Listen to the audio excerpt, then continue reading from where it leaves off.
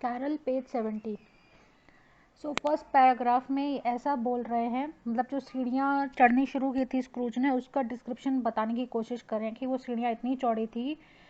You may talk vaguely about driving a coach and six up a good flight of stairs और through a bad young act of parliament, कि मतलब इतनी चौड़ी सीढ़ियाँ थीं कि एक कोच जिसको 6 हॉर्सेस खींच रहे हो वो सीढ़ी से जा सकता था।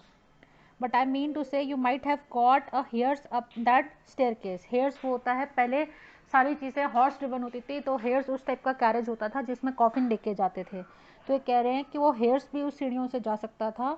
और लंबाई के और ऊपर पहुंचने के बाद, मतलब सीढ़ियाँ चढ़ने के बाद इतनी खुली जगह थी कि साइड बाय साइड उसको अगर खड़ा कर दो, मतलब लंबाई में नहीं, अगर चौड़ाई में खड़ा किया जाए कि एक एंड दीवार की तरफ है और दूसरा एंड रेलिंग की तरफ। यहाँ पे बैलुस्ट्रेड एक तरह की रेलिंग होती है जिसमें छोटे छोटे पिलर्स के ऊपर एक मतलब रेलिंग होती है, इसमें छोटे छोटे पिलर्स होते हैं। I will send you the diagram. अगर वैसे भी खड़ा करते तो इतना चौड़ी सीढ़ियाँ थी और उसके ऊपर की जगह इतनी चौड़ी थी कि आराम से सब खड़े हो जाते, उसके बाद भी जगह बचती। There was plenty of width for that and room to spare, which is perhaps the reason why Scrooge thought he saw a locomotive hairs going on before him in the gloom. इसकी वजह से ही उतना चौड़ा था, इसलिए screws को ऐसा भ्रम हुआ कि उसके आगे एक हेयर्स जा रहा है, मतलब हॉर्स ड्रिवन कैरेज जा रहा है जिसमें कॉफिन रखा हुआ है। और वहाँ पे इतना अंधेरा था, half a dozen gas lamps out of the street wouldn't have lighted the entry too well.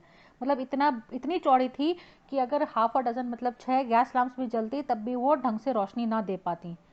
So you may suppose that it was pretty dark with Scrooge's dip. तो स्क्रूज जो मोमबत्ती लेके चल रहा था, जो कैंडल लेके चल रहा था, उससे कुछ खास रोशनी हो नहीं पा रही थी, इतनी चौड़ी जगह थी वो। अब Scrooge went not caring a button for that, मतलब लेकिन स्क्रूज ने उसकी परवाह नहीं की। Darkness is cheap and Scrooge liked it. तो स्क्रूज को रोशनी, मोमबत्ती या बाकी तरह लैम्प्स पे पैसा खर्चना अच्छा नहीं लगता था। ही लाइक डार्कनेस, क्योंकि पैसा नहीं खर्चना पड़ता था। But before he shut his heavy door and walk through his rooms to see that all was right. लेकिन ऊपर पहुंचने के बाद मेन गेट बंद करने से पहले उसने सारे रूम्स चेक किए कि सब ठीक है नहीं। He had just enough recollection of the face to desire to do that, क्योंकि उसको एकदम से मार्ले के चेहरा अभी भूला नहीं था जैसे उसको नौकर पे दिखा था। तो उसको थोड़ा सा तो परेशानी हो गई थी, इसलिए उसने सारे रूम्स चेक किए। Sitting room, bedroom, lumber room जहाँ पे डिस्कार्डेड सामान फेंका जाता है, काइंड ऑफ उसको जंक रूम मान लो।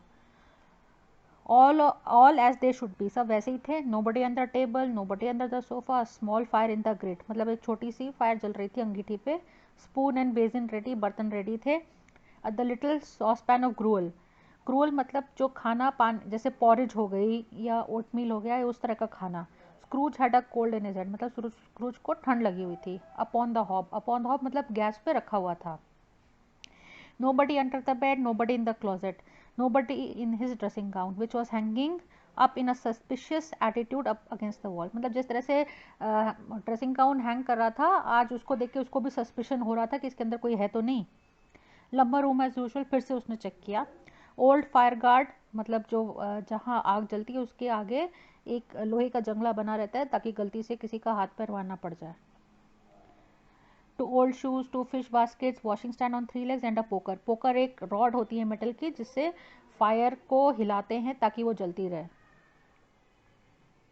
Quite satisfied, he closed his door and locked himself in.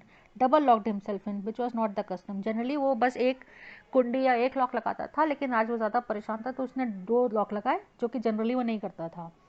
Thus secured against a surprise, he took off his cravat, put on his dressing gown and slippers and his nightcap and sat down before the fire to take his gruel. तो क्रवैट एक तरह की tie होती है, and secured against surprise का मतलब ये हुआ कि जो उसको पहले शॉक लगा था उससे बचने के लिए उसने ये सारे प्रिकॉशन ले लिए थे, सब जगह चेक वेक कर लिया था। नाइट कैप, सर पे जो टोपी पहन के सोते हैं बाहर के लोग, वो होता है। ग्रुअल मतलब उसने अपना डिनर खाना शुरू कर दिया, वही जो भी मील पॉरेज जो भी था। It was a very low fire Indeed, nothing on such a bitter night. बहुत ही कम आग जल रही थी, मतलब इतनी ठंडी रात के लिए वो आग ना के बराबर थी। He was obliged to sit close to it, मतलब he was forced to sit close to it and brood over it, मतलब एकदम पास में जाके उसको फोर्सफुली उसको बैठना ही पड़ गया क्योंकि आग इतनी कम थी, दूर बैठने का कोई पॉइंट नहीं था। Before he could extract the least sensation of warmth from such a handful of fuel, मतलब उसके पास जाके बैठ गया, वो सोचने लग गया इतना कम आग जल रही थी तो उसको पास ही बैठना पड़ा। The fireplace was an old one build by some Dutch merchant long ago and paved all around with quaint Dutch tiles. मतलब फायर प्लेस के चारों तरफ डच डिज़ाइन की टाइल्स बनी लगी हुई थी। Design to illustrate the scriptures, scriptures मतलब जो क्रिश्चियनिटी से रिलेटेड पुरानी धार्मिक किताबें हैं उस उसके बेसिस पे उस पर वो बने हुई थी, पेंटिंग्स बनी हुई थी। There were Cain and Abel, Cain and Abel भी दो कैरेक्टर हैं, मतलब ये सारे कैरेक्टर्स बाइबल या उससे रिलेटेड स्क्रिप्चर्स के हैं। Pharaoh's daughters, Queen of Sheba, angelic messenger descending through the air on clouds like feather beds, Abraham's, Belshazzar's, apostles, apostles Christ के डिसाइपल्स थे जिन्होंने अपना वो ज्ञान दिया था। Putting off sea in butter boats, hand hundreds of figures to attract his thoughts.